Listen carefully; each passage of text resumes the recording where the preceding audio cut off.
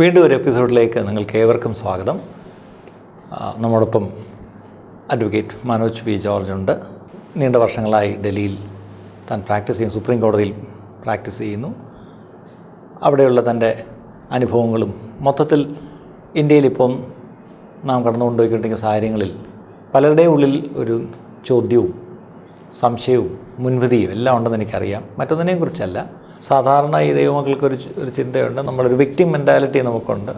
നമ്മൾ ഉപദ്രവം നമുക്ക് ഉറപ്പാണ്. ക്രിസ്തുയേശുവിൽ ഭക്തിയോടെ ജീവിക്കാൻ ആഗ്രഹിക്കുന്നവർക്കെല്ലാം ഉപദ്രവം ഉണ്ടാവും എന്നുള്ള വാക്യം നമ്മുടെ മനസ്സിൽ കിടക്കുന്ന കാരണം എന്നോട് കർത്താവിൻ്റെ പറഞ്ഞിട്ട് എന്നോട് ഇത്രയും ചെയ്തെങ്കിൽ നിങ്ങളുടെ കാര്യം ഇതിലും കഷ്ടമായിരിക്കും. അപ്പം നമ്മളത് പ്രതീക്ഷിച്ചിരിക്കുന്ന കാരണം ഈ കർത്താവിൻ്റെ നാമനിമിത്തം ഉപദ്രവിക്കപ്പെടുന്നത് ഭാഗ്യമാണെന്ന് പറഞ്ഞ് നമ്മളങ്ങ് മിണ്ടാതിരിക്കുന്ന ഒരു മെൻറ്റാലിറ്റി ഉണ്ട്. അല്ല, അതുകൊണ്ടാണല്ലോ റിറ്റാലിയേഷൻ ഇല്ലാത്തത്. അതെ, അത് ശരിയാണ്. വേറെ ഏത് സമൂഹത്തെ ആണെങ്കിലും ഇതുപോലെ ആക്രമിക്കപ്പെടുമ്പോൾ തിരിച്ചാക്രമിക്കുന്നതായിട്ടുള്ള ഒരു മനോഭാവമാണ് നമ്മൾ പല റയറ്റ്സിലും കണ്ടുള്ളത്. അതുകൊണ്ടാണ് ഇതിലൂടെ റയറ്റുകൾ ഉണ്ടാവുക. ഇല്ല, നമ്മൾ തിരിച്ചടിക്കുന്നില്ല, ആരും തിരിച്ചടിക്കുന്നില്ല. അതിനകത്തൊരു ഈ പറഞ്ഞ മനോഭാവമായിരിക്കാം, ഒരു സമാധാനകാംക്ഷികൾ എന്നുള്ള രീതിയിൽ തീർച്ചയായിട്ടും ഉള്ള ഒരു കാര്യം കൊണ്ടായിരിക്കാം. പക്ഷേ ഇതെല്ലാം ബേസിക്കലി ലോ ആൻഡ് ഓർഡർ നിലനിർത്തുക എന്നുള്ളത് സ്റ്റേറ്റിൻ്റെ ഉത്തരവാദിത്തമാണ്.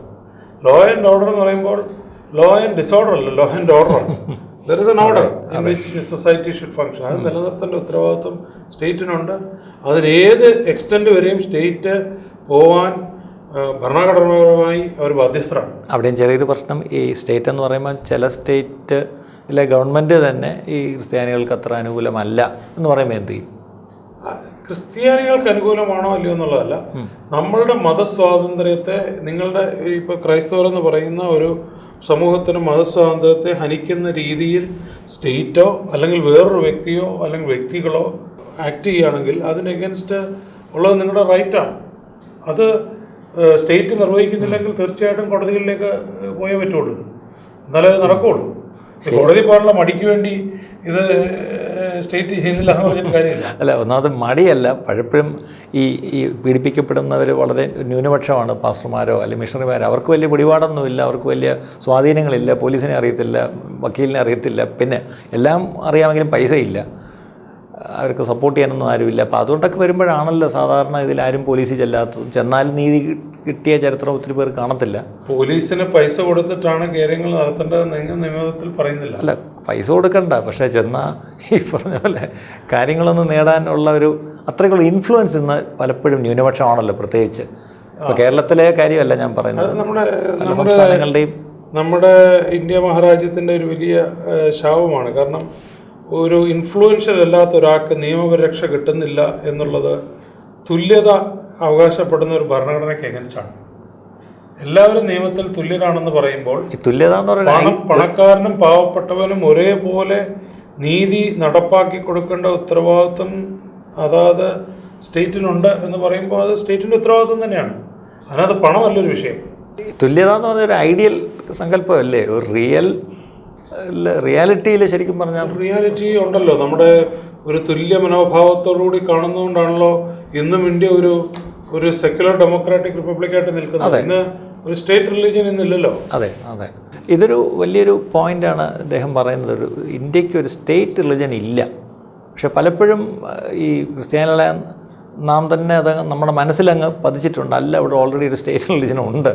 അപ്പം നമ്മളെവിടെ നിന്നോ വന്നവരാണ്, വിദേശീയരാണെന്ന് ഒരു ചിന്ത, ഒരു എന്തോ ഒരു തരം ഒരു അപകർഷതാബോധം തന്നെ ഉണ്ടോ എന്നൊരു സംശയമുണ്ട്. പക്ഷേ ഇതിനകത്തൊരു ചിന്തയ്ക്ക് തന്നെ ഒരു അപര്യാപ്തതയുണ്ട്.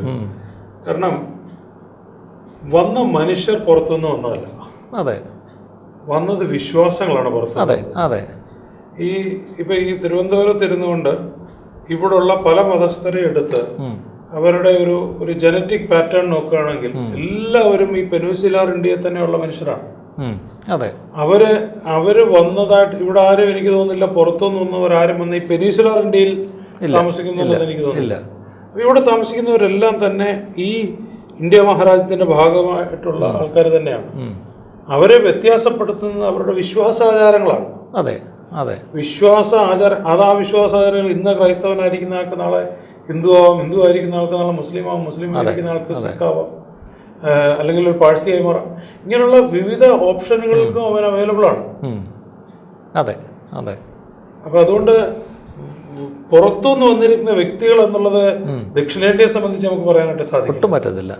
ഇത് പുറത്തുനിന്ന് വന്ന ആശയങ്ങളും പഠിപ്പിക്കലുകളും ആയിരിക്കാം. അങ്ങനെയാണ് കമ്മ്യൂണിസവും പുറത്തുനിന്ന് വന്നതല്ലേ. ഒന്നാണ് കമ്മ്യൂണിസം പുറത്തുനിന്ന് വന്നാണ്. കമ്മ്യൂണിസ്റ്റുകാരെല്ലാം റഷ്യ പോകണമെന്ന് പറഞ്ഞാൽ പ്രശ്നമാവില്ല. അങ്ങനെ ആരും പറയുന്നുമില്ല. ഇത് മതത്തെക്കുറിച്ച് പറയുമ്പോൾ മതമാണല്ലോ ഏറ്റവും കൺവീനിയന്റ് ആയിട്ട് നമുക്ക് മാറ്റാൻ പറ്റുന്നത്. ഇതിപ്പം ഈ മതം മാറുന്നതിനെ കുറിച്ചാണല്ലോ ഈ അറ്റാക്കുകളെല്ലാം നടക്കുന്നത്. എനിക്കൊരു ചോദ്യം ചോദിക്കാനായിട്ടുള്ളത്, ഇതിനകത്ത് ആൻസർ ഉള്ളൊരു ചോദ്യമാണ്. അതായത് ഇപ്പൊ ഇലക്ഷൻ കഴിഞ്ഞ സമയത്ത് ഇന്നലെ ഒരു പ്രത്യേക പാർട്ടിയിലായിരുന്ന ആള് ഒരു സുപ്രഭാതത്തിൽ ആരുടെയും ഒരു പെർമിഷൻ ചോദിക്കാതെ, ആരുടെയും ഒരു ഒരു ഒരു ആശയം പോലും കണക്കിലെടുക്കാതെ, ഏത് കാരണത്താലാണോ, ആശയപരമായിട്ടുള്ള മാറ്റമാണോ, നയപരമായിട്ടുള്ള മാറ്റമാണോ, നാണയപരമായുള്ള മാറ്റമാണോ എന്ന് എനിക്കറിയാം. അതുമായിരിക്കാം. പക്ഷേ ഇവരൊരു പാർട്ടിയിൽ നിന്ന് വേറൊരു പാർട്ടിയിലേക്ക് വന്നു. ഒരു ഡിസ്ട്രിക്ട് കളക്ടറിന്റെയും പെർമിഷൻ ഇല്ല. ഒരു ഡിസ്ട്രിക്ട് കളക്ടറെ ഇവർ അറിയിക്കുന്നില്ല. ഇവർ പത്രമാധ്യമങ്ങളോടാണ് പറയുന്നത്, ഞാൻ ഇന്ന രാഷ്ട്രീയ പാർട്ടിയിലായിരുന്ന ആൾ ഇന്ന് നാളെ തൊട്ട് അടുത്ത രാഷ്ട്രീയ പാർട്ടി അയക്ക് വേണ്ടി കൊടി പിടിച്ചവരും ചാവാൻ നിന്നവരും എല്ലാം. അതെ, തീർച്ചയായിട്ടും. അപ്പൊ ഇത് മതവിശ്വാസം മാറ്റുമ്പോൾ മാത്രമാണ് ഈ പറയുന്ന എല്ലാ ബഹളങ്ങളും കാരണം ഒരു രാഷ്ട്രീയ പാർട്ടിയിൽ നിന്ന് ഒരു രാഷ്ട്രീയ പാർട്ടിയിലേക്ക് അവരുടെ മുഴുവൻ ആൾക്കാരാണ് മാറുന്നത്. അവർ തീർത്തും വ്യത്യസ്തമായ പൊളിറ്റിക്കൽ ഐഡിയോളജി മെയിൻറ്റെയിൻ ചെയ്യുന്നവരോട്ടാണ് അബ്സല്യൂട്ട്ലി വ്യത്യസ്തമായിട്ടുള്ള ആൾക്കാരാണ്. രണ്ട് ധ്രുവങ്ങളിൽ ഒരു ക്രോസ് പൊസിഷനിങ് അടുത്തിരിക്കുന്ന ആൾക്കാരാണ് അങ്ങോട്ടും ഇങ്ങോട്ടും മാറുന്നത്. അതിനെക്കുറിച്ച് ആർക്കും ഒരു സംശയമില്ല, അതിനെക്കുറിച്ചൊരു ഒരു ഡിസ്കഷനും ഇല്ല, അതിനെക്കുറിച്ച് ഒരു രീതിയിലും ആർക്കൊന്നും പറയാനില്ല. ഒരാളൊരു തൻ്റെ വിശ്വാസത്തെ സംബന്ധിച്ച് ഒരു തീരുമാനമെടുത്ത് ഈ ഇഹലോകത്തിലും പരലോകത്തിലുമുള്ള തൻ്റെ ജീവനെക്കുറിച്ചുള്ള ഒരു യഥാർത്ഥമായ ഒരു മനസ്സിലാക്കലിൻ്റെ പുറത്ത് അവനെടുക്കുന്ന ചില തീരുമാനങ്ങളെയാണ് സ്റ്റേറ്റ് പറയുന്നത് പാടില്ല, ഇതൊന്ന് ഞങ്ങളുടെ പെർമിഷൻ ചോദിക്കണമായിരുന്നു. ഇഹലോകത്തിലെ കാര്യത്തിന് തീരുമാനിക്കും, പരലോകത്തിന് എന്താണ് സ്റ്റേറ്റിന്റെ കാര്യം? എന്റെ വിശ്വാസം അനുസരിച്ച് പരലോകത്തെ കുറിച്ച് എനിക്കൊരു വിശ്വാസം, നിത്യതയെക്കുറിച്ച് എടുക്കുന്നൊരു തീരുമാനത്തെ, ആ തീരുമാനത്തിൽ അവനാണ് സ്വാതന്ത്ര്യം. അവന് അബ്സല്യൂട്ട്ലി അവന് സ്വാതന്ത്ര്യമുണ്ട്. അതിന് സ്റ്റേറ്റിന് ഒരു രീതിയിലും അതിനെ ഇന്റർഫിയർ ചെയ്ത് കാര്യങ്ങൾ ഒരു പബ്ലിക് ഓർഡർ എന്ന് പറഞ്ഞു കൊണ്ടുവരുന്നതിൽ അർത്ഥമില്ല. കാരണം പബ്ലിക് ഏറ്റവും കൂടുതൽ ഡിസോർഡർ ആവുന്നത് ഈ രാഷ്ട്രീയ പാർട്ടികൾ അങ്ങോട്ടും ഇങ്ങോട്ടും മാറിയപ്പോഴാണ്. കംപ്ലീറ്റ് ഡിസോർഡർ ആണ് അവിടെ ഉണ്ടാകുന്നത്. അതിനെയാണ് നിയമപരമായ ഒരു നിയമം കൊണ്ടുവരുന്നത്. അത് ഉണ്ടാക്കേണ്ടത് രാഷ്ട്രീയ കക്ഷികളായതുകൊണ്ട് അവരാരും തന്നെ ഈ നിയമം നിർമ്മാണം നടത്തുന്നില്ല. ഒരു പൊളിറ്റിക്കൽ പാർട്ടിയിൽ നിന്നും പല പൊളിറ്റിക്കൽ പാർട്ടിയിലേക്ക് എങ്ങനെ പോകാനായിട്ട് സാധിക്കും? അപ്പോൾ മതപരിവർത്തനം അല്ല നിരോധിക്കേണ്ടത്, ഈ രാഷ്ട്രീയ തീർച്ചയായിട്ടും മാറ്റമാണ്. തീർച്ചയായിട്ടും അറ്റ്ലീസ്റ്റ് ഈ ഇലക്ഷന്റെ സമയത്തെങ്കിൽ ഇലക്ഷന് ഒരു 3 വർഷം മുമ്പ് മാറാനുള്ളവരെല്ലാം മാറിക്കണം എന്ന് പറയണം. കാരണം ഇന്നലെ വരെ ഫോളോ ചെയ്തവരെ ഒരു സുപ്രഭാതത്തിൽ സീറ്റ് കിട്ടിയില്ല എന്ന് പറഞ്ഞ് അവരും അവരുടെ അനുയായികളും അവരുടെ ആൾക്കാരും എല്ലാം മാറുമ്പോൾ ഇതിനെക്കുറിച്ച് സ്റ്റേറ്റിനൊരു കൺസേൺ ഇല്ല, അതിനൊരു നിയമമില്ല. തീർച്ചയായും മതം ഒരാൾ മാറുമ്പോഴത്തേക്ക് വലിയ പ്രശ്നമായി. ഒരു വ്യക്തി മതം മാറുന്നതുമാണോ ഒരു വലിയ ഒരു രാഷ്ട്രീയ നേതാവ് അദ്ദേഹത്തിന്റെ രാഷ്ട്രീയം മാറുന്നതും രാഷ്ട്രീയ പാർട്ടി മാറുന്നതാണോ ഒരു സമൂഹത്തിലുണ്ടാക്കുന്ന ഇമ്പാക്റ്റ്? തീർച്ചയായിട്ടും ഒരു രാഷ്ട്രീയ നേതാവിന്റെ മാറ്റമാണ്. മതം മാറ്റം കൊണ്ട് ആർക്കും ഒരു ദോഷം ഉണ്ടായിട്ടില്ല. ഇത് എൻ്റെ വീട്ടിനകത്ത് നടക്കുന്ന, എൻ്റെ മനസ്സിനകത്ത് നടക്കുന്ന, എൻ്റെ പ്രൈവറ്റായിട്ടുള്ളൊരു സ്പേസിൽ നടക്കുന്ന ഏറ്റവും പ്രൈവറ്റായിട്ട് റൈറ്റ് ടു പ്രൈവസി പ്രൊട്ടക്ട് ചെയ്യേണ്ട ഒരു കാര്യമാണ് എൻ്റെ മതപരിവർത്തനം. ശരിക്കും എൻ്റെ മനപരിവർത്തനമാണ്. എൻ്റെ മനം ഞാൻ പരിവർത്തനം ചെയ്യപ്പെടുമ്പോൾ എനിക്കുള്ള കോൺസ്റ്റിറ്റ്യൂഷൻ, ഇന്നത്തെ കോൺസ്റ്റിറ്റ്യൂഷൻ ബെഞ്ച് പറഞ്ഞു വെച്ചിരിക്കുന്നതനുസരിച്ച് a right to privacy, right to decide upon my fate and my future and my eternity is absolutely fundamental. അതുപോലെ മറ്റൊരു കാര്യം, ഈയിടയ്ക്ക് നമ്മൾ ചില വാർത്തകളൊക്കെ വായിച്ചു, ചില സംസ്ഥാനങ്ങളിലൊക്കെ ഈ അവധി ദിവസങ്ങൾ, പ്രത്യേകിച്ച് ക്രിസ്ത്യാനികളുടെ ഈ ദുഃഖവെള്ളിയാഴ്ച, ക്രിസ്മസ്, ഇവൻ ഞായറാഴ്ച അവധികൾ മാറ്റിയിട്ട് വർക്കിംഗ് ഡേയ്സ് ആക്കി, അന്ന് പരീക്ഷ വയ്ക്കുക, ഇങ്ങനത്തെ പരിപാടികളൊക്കെ ഉണ്ട്. അപ്പോൾ അത് ക്രിസ്ത്യാനികളെ അത് ബാധിക്കുന്നു എന്നുള്ളൊരു വാർത്ത പലപ്പോഴും നമ്മൾ വായിക്കാറുണ്ട്. ഇതിനെപ്പറ്റി എന്ത് പറയും പാസ്റ്റർ? ഇപ്പോൾ ഉദ്ദേശിച്ചതും പറയാൻ ഉദ്ദേശിച്ചതും എനിക്ക് തോന്നുന്നു ഗോവ ഡാം ആൻഡ് ഡ്യൂ എന്നുള്ള കേന്ദ്രഭരണ പ്രദേശത്ത് ഈ കഴിഞ്ഞ ദുഃഖവെള്ളിയാഴ്ച ഒരു വർക്കിംഗ് ഡേ ആക്കി മാറ്റി ഒരു നോട്ടിഫിക്കേഷൻ പുറപ്പെടുവിക്കുകയുണ്ടായി. ആ നോട്ടിഫിക്കേഷനിൽ ഗവൺമെൻറ് എടുത്തായിട്ടുള്ള സ്റ്റാൻഡ്, ഈ ദുഃഖവെള്ളിയാഴ്ച ആചരിക്കുന്നവർ ഞങ്ങളുടെ ഈ കേന്ദ്രഭരണ പ്രദേശത്ത് വളരെ ചുരുക്കമാണ് അപ്പോൾ ഒരു വളരെ ന്യൂനപക്ഷത്തിന് വേണ്ടി, വളരെ ന്യൂനപക്ഷമായി നിൽക്കുന്ന ഒരു മതവിഭാഗത്തിന് വേണ്ടി എല്ലാവർക്കും എന്തിന് അവധി കൊടുക്കുന്നു എന്നുള്ളതാണ് ന്യായം അവർ പറഞ്ഞത്, കേന്ദ്ര സർക്കാർ പറഞ്ഞത്. കാരണം ഒരു കേന്ദ്രഭരണ പ്രദേശമായതുകൊണ്ട് ഡാമൻ ആൻഡ് ഡ്യൂവിനെ സംബന്ധിച്ച് ഉള്ള ഒരു ഇഷ്യൂ വന്നു.